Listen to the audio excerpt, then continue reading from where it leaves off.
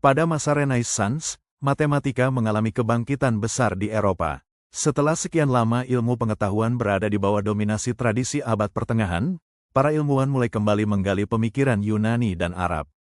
Masa ini ditandai dengan munculnya penemuan baru dalam aljabar, geometri, trigonometri, hingga konsep awal kalkulus. Tokoh-tokoh seperti Fibonacci, Cardano, Tartaglia, hingga Descartes berperan penting dalam membangun fondasi matematika modern. Melalui eksplorasi ilmiah yang lebih bebas, matematika tidak hanya digunakan untuk teori, tetapi juga diterapkan dalam navigasi, perdagangan, astronomi, dan seni. Renaissance menjadi titik transformasi utama, di mana matematika berkembang dari sekadar alat perhitungan, menjadi bahasa universal untuk memahami dunia. Dari sinilah lahir era baru ilmu pengetahuan yang memberi dampak besar hingga saat ini.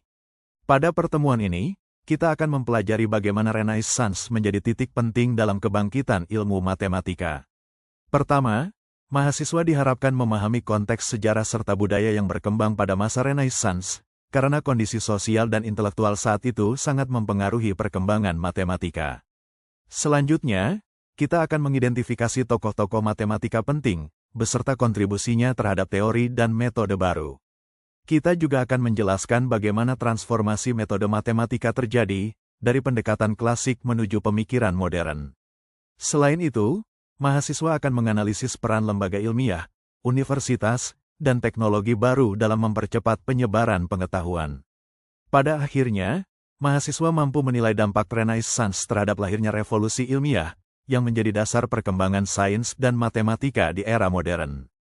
Renaissance sering disebut sebagai kelahiran kembali pemikiran klasik, yaitu ketika masyarakat Eropa mulai kembali mempelajari ilmu pengetahuan Yunani dan Romawi kuno. Periode ini muncul pertama kali di Italia pada abad ke-14 hingga abad ke-16, dimulai dari kota-kota seperti Florence, Venice, dan Milan, yang menjadi pusat perdagangan dan budaya.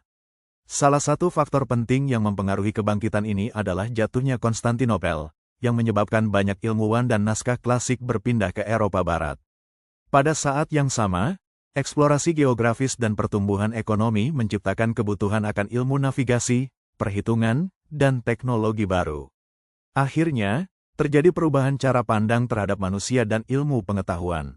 Individu mulai dipandang sebagai pusat kreativitas, dengan keyakinan bahwa ilmu dapat dikembangkan melalui observasi dan eksperimen.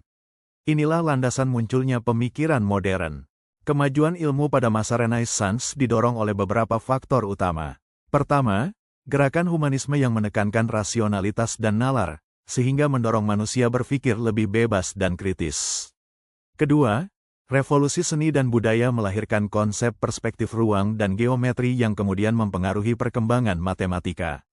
Perdagangan internasional juga berkembang pesat sehingga muncul kebutuhan akan matematika praktis untuk navigasi dan perhitungan dagang. Kemudian, dukungan patronase dari keluarga Medici membuat para ilmuwan memiliki ruang untuk berkarya. Terakhir, keterbukaan terhadap karya Yunani dan Arab memperkaya ide dan metode baru dalam ilmu pengetahuan. Semua faktor ini menciptakan lingkungan intelektual yang sangat mendukung lahirnya inovasi. Teknologi percetakan menjadi salah satu faktor paling penting dalam kemajuan ilmu pada masa Renaissance.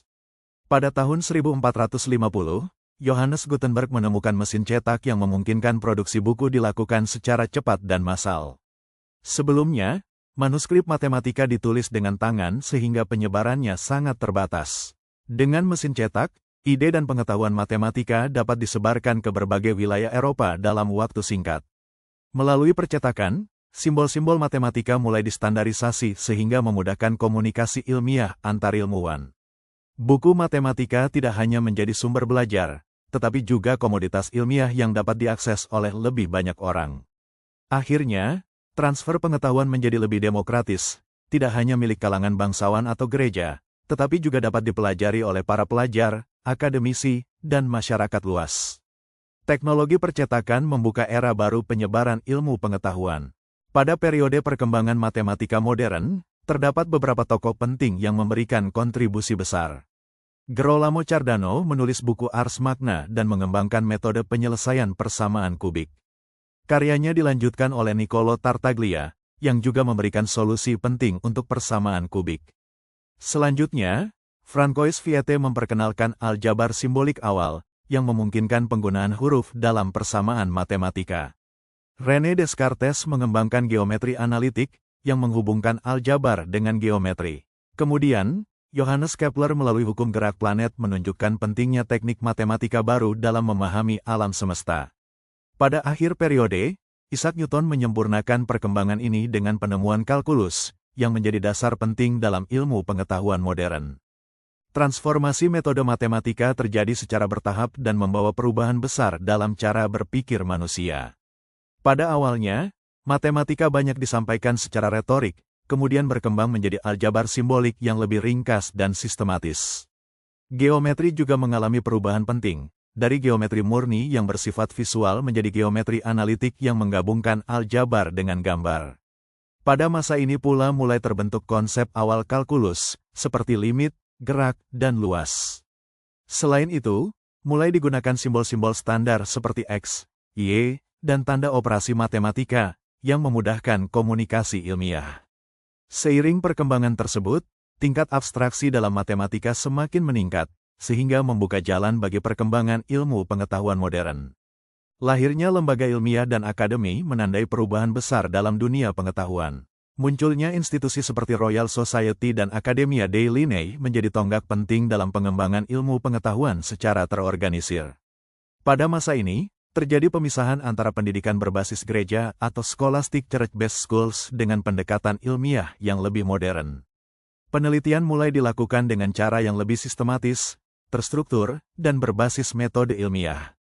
Selain itu, terbentuk jaringan kolaborasi ilmiah internasional, yang memungkinkan para ilmuwan saling berbagi temuan. Perkembangan teknologi astronomi juga mendorong lahirnya kebutuhan akan metode matematika baru untuk memahami alam semesta dengan lebih akurat. Revolusi ilmiah memberikan dampak besar terhadap perkembangan ilmu pengetahuan. Salah satunya adalah lahirnya konsep gerak dan gravitasi, yang menjadi dasar dalam memahami bagaimana benda bergerak di alam semesta. Perubahan ini juga sangat berpengaruh pada perkembangan fisika matematika, karena fenomena alam mulai dijelaskan menggunakan persamaan dan perhitungan. Metode ilmiah semakin diperkuat melalui observasi, eksperimen, dan analisis matematika yang sistematis. Pada masa ini pula muncul tokoh-tokoh besar seperti Kopernikus, Kepler, Galileo, dan Descartes, yang mengubah cara pandang manusia terhadap alam semesta.